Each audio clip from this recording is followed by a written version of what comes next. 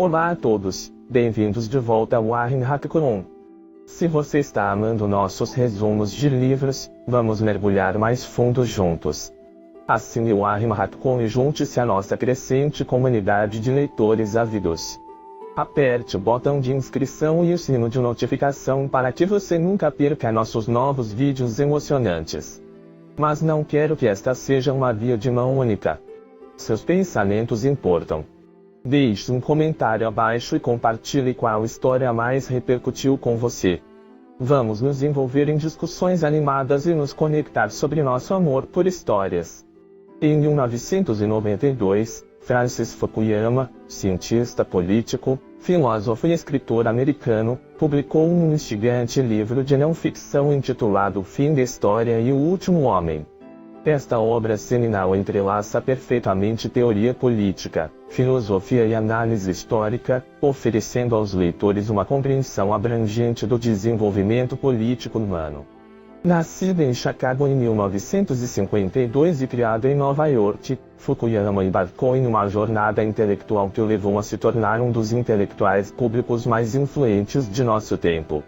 Este artigo explora os temas cativantes de O Fim da História e o Último Homem, mergulha na carreira de Fukuyama e outras obras notáveis e avalia o impacto de suas ideias no discurso político e filosófico.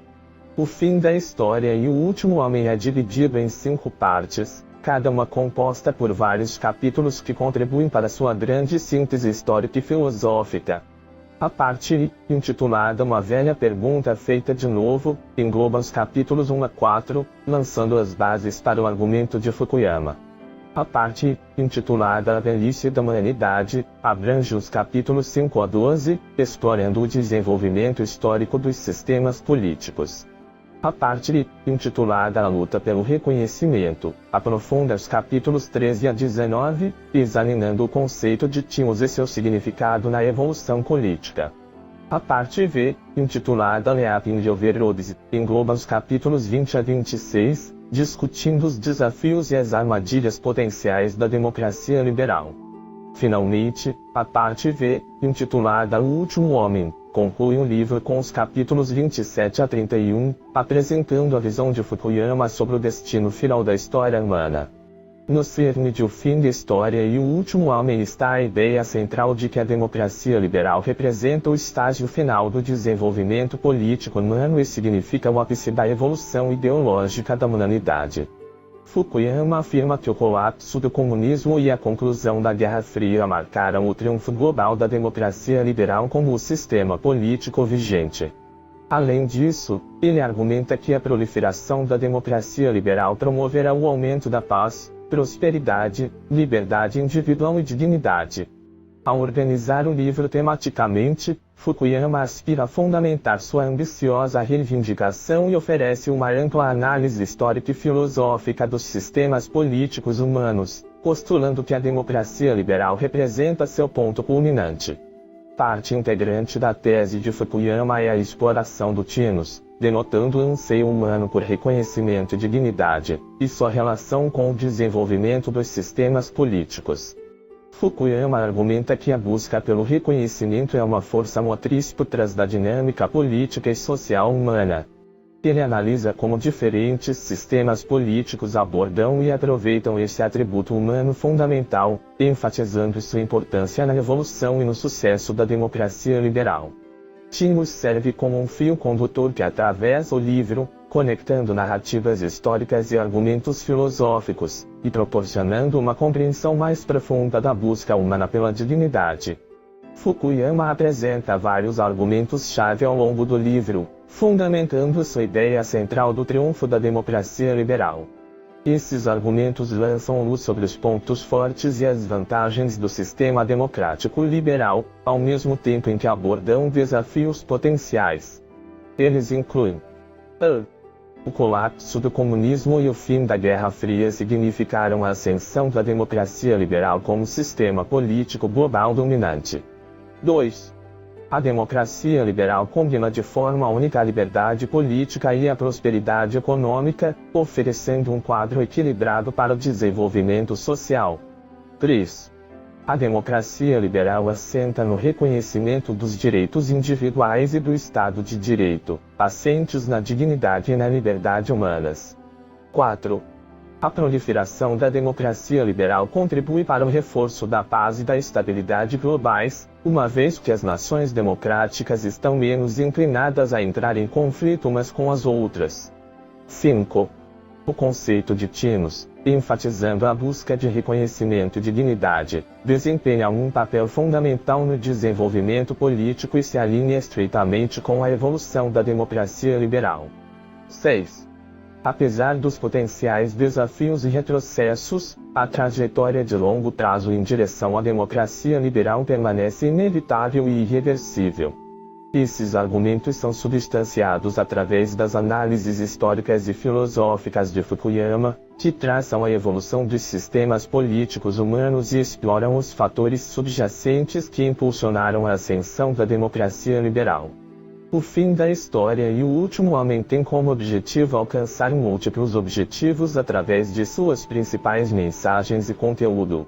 Em primeiro lugar, Fukuyama procura fornecer aos leitores uma análise abrangente da evolução histórica dos sistemas políticos humanos. Ao apresentar o conceito de que a democracia liberal representa o estágio final desse desenvolvimento, ele oferece uma estrutura para a compreensão das forças que moldaram o mundo moderno a partir de uma perspectiva histórica e filosófica. Em segundo lugar, Fukuyama se esforça para defender o conceito de democracia liberal contra seus críticos. Ele defende a superioridade da democracia liberal sobre outros sistemas políticos, como o comunismo e o fascismo. Segundo Fukuyama, a democracia liberal é o único sistema capaz de proporcionar liberdade política e prosperidade econômica. Baseia-se no reconhecimento dos direitos individuais e do Estado de Direito. Em terceiro lugar, o livro pretende fornecer uma visão para o futuro do desenvolvimento político humano. Fukuyama argumenta que a tendência de longo prazo para a disseminação global da democracia liberal é inevitável e irreversível. Ele sugere que essa adoção generalizada da democracia liberal promoverá maior paz, estabilidade e prosperidade no mundo. As democracias, segundo Fukuyama, são menos propensas a entrar em conflitos entre si. No geral, Fukuyama busca educar, inspirar e provocar o pensamento através de O Fim da História e O Último Homem. Ele educa os leitores sobre a evolução dos sistemas políticos e os fatores históricos e filosóficos que moldaram o mundo moderno.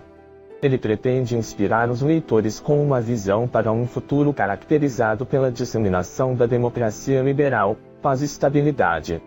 Além disso, ele pretende provocar o pensamento, desafiando os leitores a examinar criticamente diferentes sistemas políticos e questionar suposições sobre o progresso humano. Avaliar o sucesso de Fukuyama em alcançar esses objetivos é subjetivo.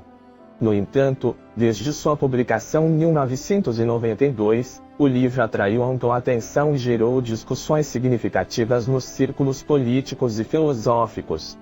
Muitos leitores acham os argumentos de Fukuyama persuasivos e instigantes, enquanto outros criticam suas ideias como excessivamente simplificadas ou falhas.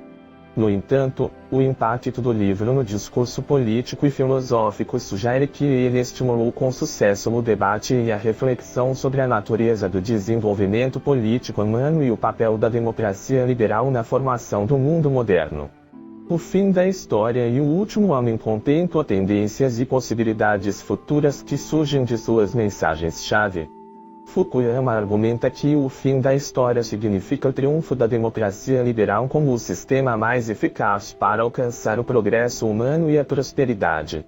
Ele sugere que esse sistema continuará a se expandir e se aprofundar à medida que mais países adotarem instituições democráticas e economias de mercado.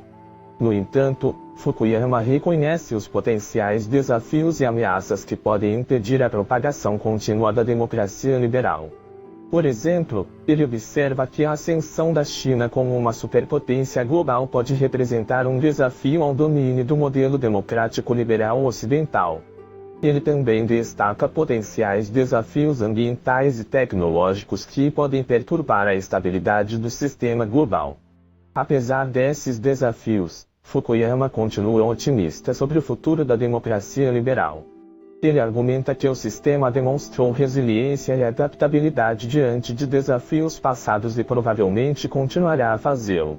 Ele sugere que manter a vigilância e trabalhar para fortalecer as instituições e os valores democráticos globalmente são cruciais para garantir o sucesso contínuo da democracia liberal.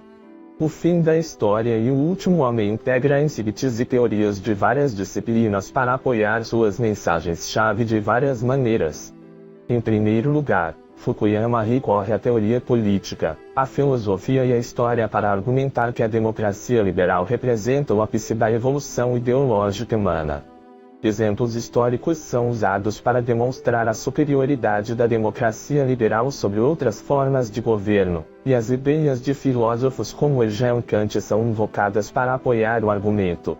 Em segundo lugar, Fukuyama incorpora insights da economia e das ciências naturais para explorar tendências futuras e possibilidades relacionadas às suas mensagens-chave. Ele argumenta que a expansão da democracia liberal e das economias de mercado provavelmente continuará, e sugere que a ciência natural pode ajudar a explicar a coerência e a direcionalidade da história.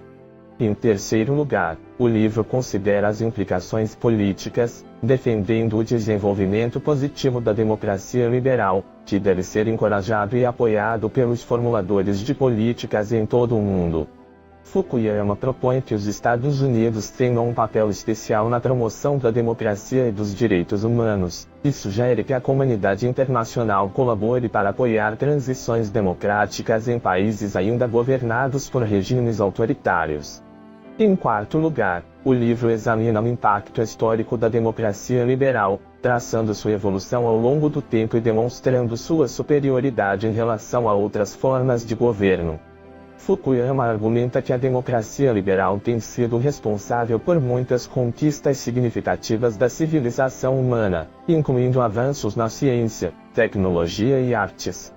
Em quinto lugar, o livro ressoa através das gerações ao abordar questões duradouras sobre a natureza do progresso humano e os melhores meios de alcançá-lo. O argumento de Fukuyama de que a democracia liberal representa o ápice da evolução ideológica humana é uma ideia convincente e provocativa que ressoa com os leitores em diferentes épocas. Finalmente, o livro aborda temas duradouros e universais, explorando questões fundamentais sobre a natureza humana e a organização ideal da sociedade.